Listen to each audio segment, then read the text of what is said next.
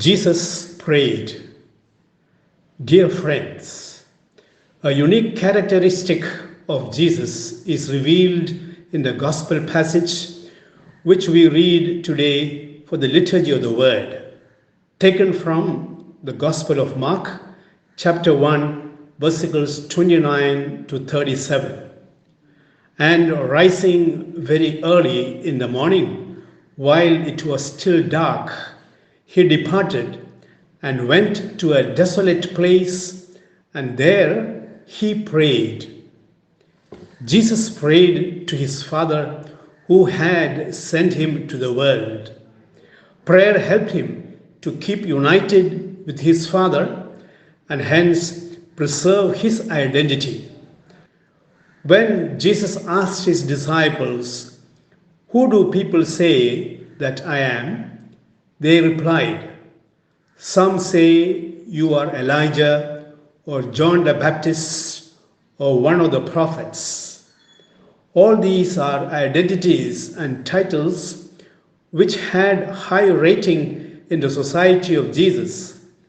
He could have flung himself to popularity and fame if he gave in to these titles.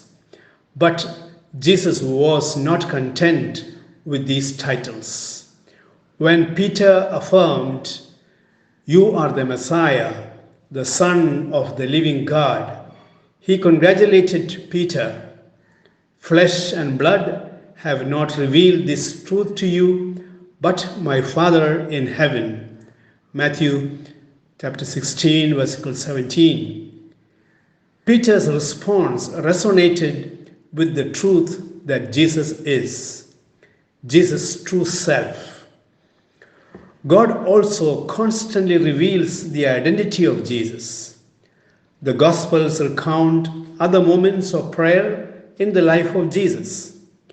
When Jesus was baptized and was praying, he heard a voice, "You are my beloved Son, in whom I am well pleased."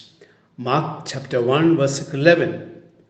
During the transfiguration of Jesus, which is again a moment of deep prayer, a voice is heard affirming the identity of Jesus. "This is my beloved Son, listen to him." Matthew 17, verses 1 to 8. We are living in a world where we are torn apart by so many captivating and enslaving identities that our own true identity is swallowed up by them. Jesus is an inspiration for us to pray intently and discover the true identities and lead our life from that source.